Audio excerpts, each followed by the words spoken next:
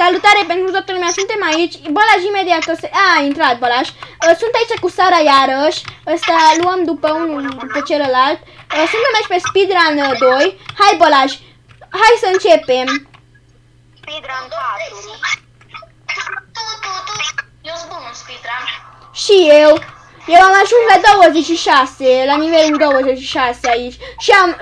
Și am 51 de stele în total. Tu câte stele ai, Balaj, în total? 18. Eu acum joc, cred că de-a 3-a oară. Dacă am jucat, de-a 2-a oară am jucat cu Sara. Și mă știu. Am mers la finish și atunci acolo am scăzut la finish. Eu sunt deja, imediat sunt gata cu levelul 2. Vă așteptați pe level 3.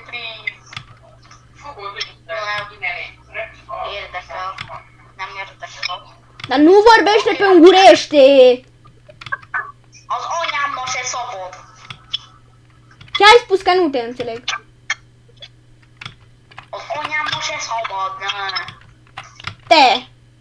Imediat te dau afară. Imediat vorbesc doar cu Sara dacă mai vorbești ungurește. Că eu fac un video pe românește. Vorbim pe germană, că sunt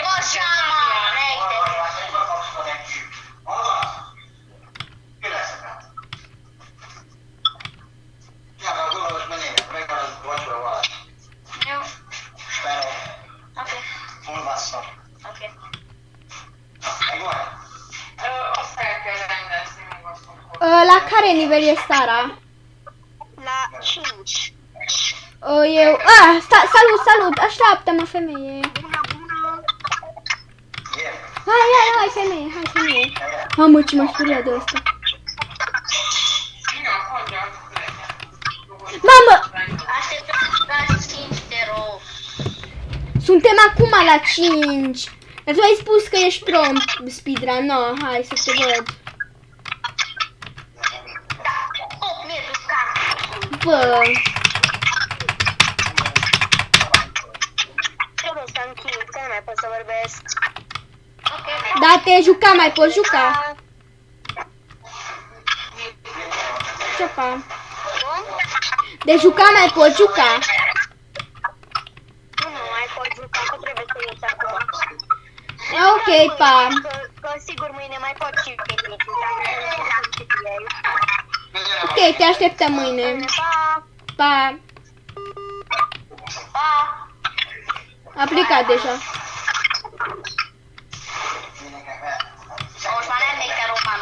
Ba da, trebuie, că fac un videoclip pe română, dar să știi.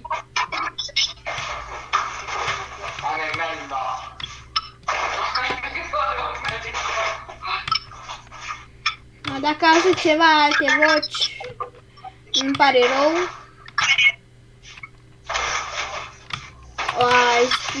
Nivelul 7, cel mai rău nivel din lume.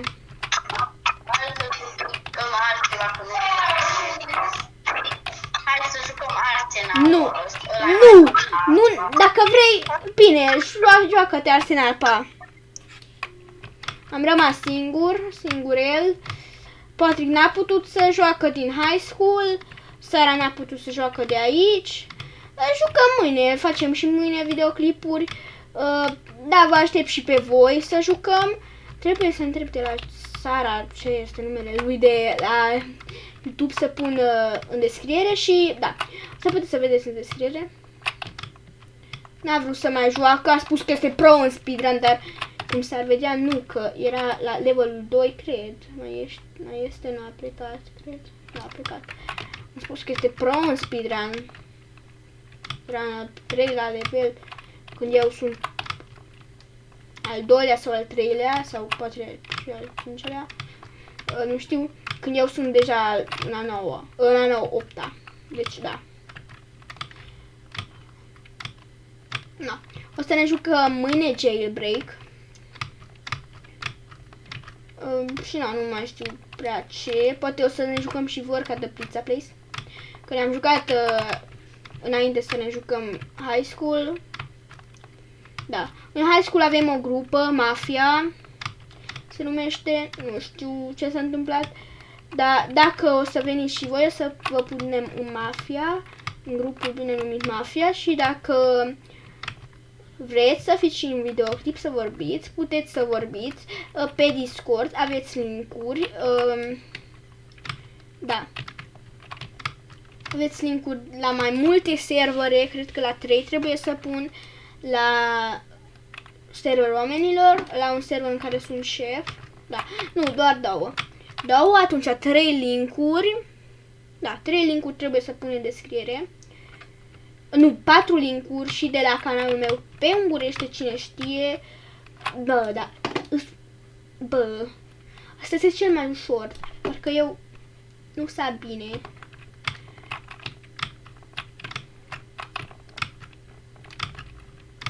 Asta este cel mai ușor level al 10-lea, dar nu.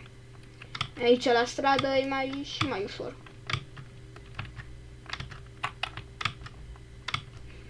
Da, nu știu când o să mai postez pe canalul meu de pe ungurește, dar cred că pe românește o să mai postez nu așa de rar. Da, nu știu ce s-a întâmplat cu mine. Și prima oară când m-am jucat, acum nu știu, cred că este al 3-lea sau al 4-lea, nu, după mine cred că este al 4-lea, că prima dată m-am jucat cu Ivy, cu Patrick și cu Nandor și da, după am jucat cu Ivy și cu Patrick pe versiunea Moon, în care eram și mai greu și doar eu am putut să trec de al 16-lea, bine, dar cred că într-o jumătate de oră. Și după ce a trecut și Ivy, a trebuit să meargă, că nu l-au mai lăsat părinții și, na. Și eu, dacă poate că mă duc până la 20, nu știu, și las videoclipul, că așa, când sunt singur, nu e așa de bine. Nu-mi place așa de mult singur să fac videoclipuri. Prima dată am făcut doar singur, doar singur. Mai rar, era un alt, poate chiar că un fan, nu, am făcut și cu ceilalți, doar că pe Brawl Stars și pe live, și doar. Și acum când am jucat, nu știu, de foarte multe ori multiplayer, acum cred că așa bine, sunt totuși pe multiplayer, dar așa singur, să nu mai aud voci, să nu mai vorbească cineva, așa nu e așa de distractiv, că n-am cu cine vorbi, n-am cu cine să-i spun ce mi s-a întâmplat, doar pentru voi. Și voi acum nu puteți să vorbiți cu mine, deci de-aia vă aștept și pe Discord să vorbim, poate că primiți și ceva admin sau un rank mai mare. La 5 o să ne oprim. Și da, prima dată când am intrat pe speedrun 1, era aproape, deci prima hartă era aproape ca și cum, și da, prima hartă era totuși așa, puțin mai altfel și nu știam ce trebuie să fac. Până când, odată a spus să vin pe speedrun. Eu n-am știut ce trebuie să fac acolo și... No, acum sunt mai nubuleți, că nu, ați văzut când erau aici prieteni. Atunci eram foarte bun. Da. Și dacă vă uitați și la high school, da, o să fac și thumbnail, trebuie să fac și thumbnail.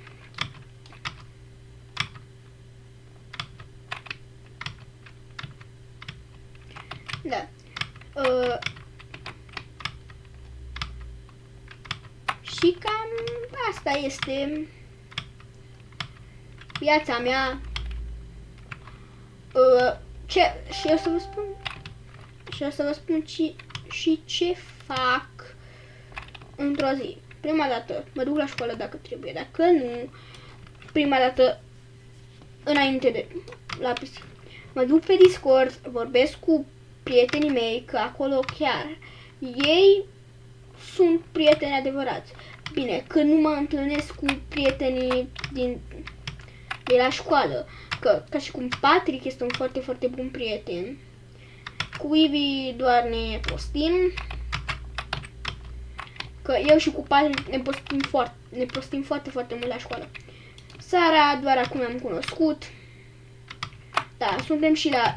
nu, era 15 ăsta. 15. Na, nu 16, că 15 ăsta este așa mai greuț. Și cel mai greu este acolo. Aici, dacă te uiți bine, poți să treci și dacă aici faci încet, doar așa poți să treci. Da. Da, și acum am trecut din prima și era fix când eram acolo unde ne teleportează. Fix eram acolo și am căzut. Da, m-am dus lângă și da, trebuie să mă duc și acolo. Da. Am spus până la 15, dar fac acum la 16. Mai bine spus aici. Prima dată o să vă spun. Da, eu sunt mai bine spus, într-o zi sunt cam, dacă nu este școală, 5-6 ore înainte de... și în fața PC-ului. Dacă este școală, sunt după școală, deci după 4 până cam la 6, deci cam 2 ore. Este când și o oră mă joc pe PC, din placul meu. Din placul meu. Din placul meu, că aș vrea să văd și live-uri pe YouTube și na. De foarte, foarte puține ori este când spun, na, hai să fac un videoclip. GTA mă joc singur, dar că acolo sunt și mai mulți oameni și pot să mă prostesc cu ei, că eu mă joc pe Freedom, dar să mă joc și pe 5M, nu știu, poate pe OneTap, poate pe Extinction, așa s-a numit. Dacă pe OneTap o să fac propria mea mafie. Da. Și cam atât a fost episodul ăsta. Sper că v-a plăcut și dacă v-a plăcut dați un share, subscribe și nu doar la mine și la Sara. Da. Și la canalul meu pe engleză, dacă vreți vă rog să faceți, să dați subscribe, măcar subscribe. Da. Despre PC-ul meu nu prea știu, dar sper că v-a plăcut. Dacă v-a plăcut, bine, dacă nu-mi pasă, dar măcar dați acolo un like să am și eu, să știu că mă susțineți, să știu că sunteți aici lângă mine. Da, nu sunt prea bun în română, deci îmi pare rău dacă nu sunt cel mai bun, că sunt jumate în gur, deci da. Sper că v-a plăcut atunci și salutare!